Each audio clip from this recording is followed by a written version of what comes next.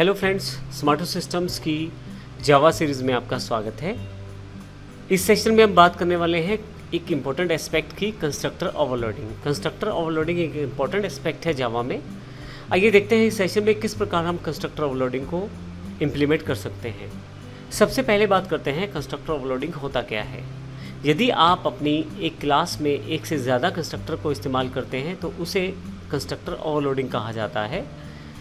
इन सब में नाम एक जैसा ही रहता है, क्योंकि कंस्ट्रक्टर का नाम एक क्लास वाला नाम ही होता है, तो आप एक ही नाम को बार बार प्रयोग करते हैं जैसा इस बॉक्स में दिखाया गया है। परंतु डिफ्रेंशिएट करने के लिए आप अलग अलग पैरामीटर्स का इस्तेमाल करते हैं। जैसे पहले वाले एग्जाम्पल में स्ट्रिंग का प्रयोग किया गया है, जबकि दूसरे वाले एग्जाम्पल में इंटीजर का, और तीसरे वाले एग्जाम्पल में डबल का प्रयोग किया गया है।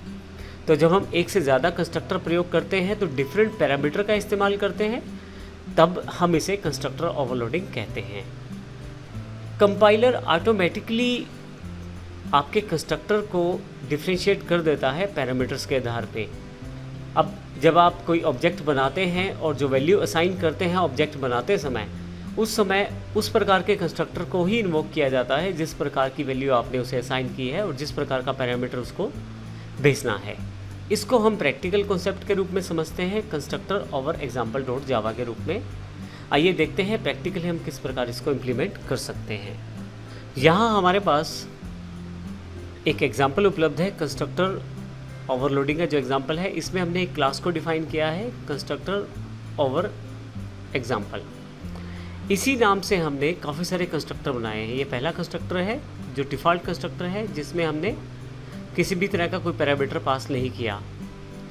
दूसरा कंस्ट्रक्टर है हमारे पास, यहाँ जगह की रिक्वायरमेंट ज़्यादा है तो मैं इसे मैक्सिमाइज़ कर लेता हूँ ताकि हमें क्लियर दिखाई दे।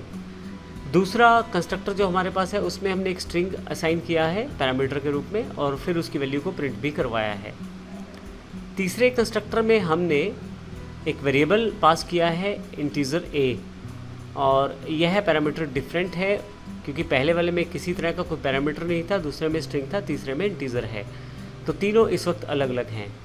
फोर्थ वाले में हमने डबल का प्रयोग कर लिया है, तो सबकी वैल्यूज़ को उन कंस्ट्रक्टर्स में ही प्रिंट करवाया गया है।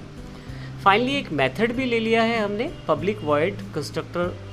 अब यहाँ ध्यान रखिएगा मेथड किस प्रकार से है, क्योंकि हमने यहाँ डेटा टाइप डिफाइन कर दिया है वॉइड, इस कारण से इसे मेथड डिक्लेयर किया गया है। अगर ये डेटा टाइप ना हो तो फिर इसे कंस्ट्रक्टर माना जाता।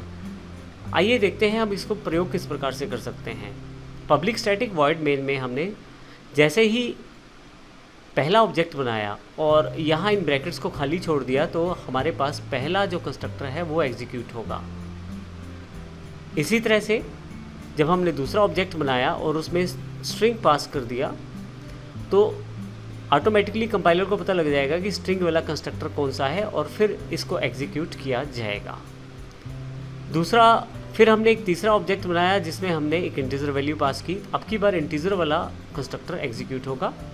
और नेक्स्ट ऑब्जेक्ट बनाने पे हमने एक डेसिमल वैल्यू दी है जो कि डबल को रिसीव होगी, और यहाँ पे इस कंस्ट्रक्टर को ऑटोमेटिकली कॉल किया जाएगा इस ऑब्जेक्ट के साथ। ये तो सभी ऑब्जेक्ट्स थे।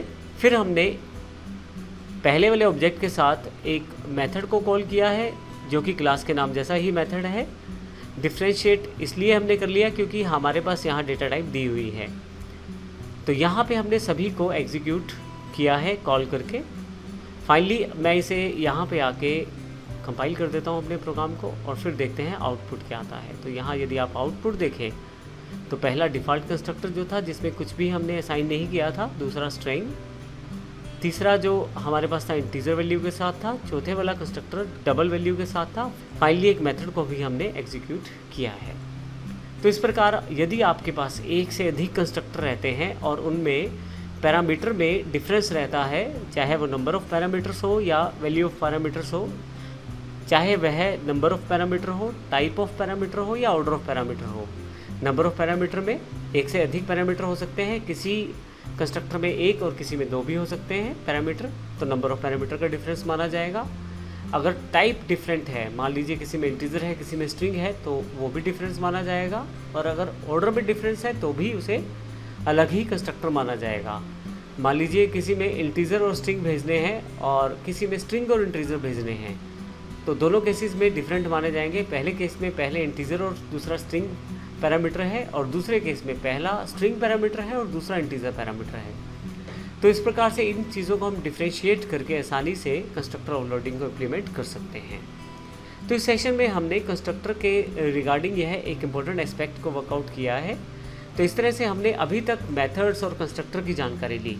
आगे आने वाले सेशंस में हम एरेज की शुरुआत करेंगे और देखेंगे सिंगल डायमेंशनल एरेज कौन से हैं, डबल डायमेंशनल कौन से हैं और मल्टी डायमेंशनल कौन से हैं, किस प्रकार से हम उनका प्रयोग कर सकते हैं प्रैक्टिकली।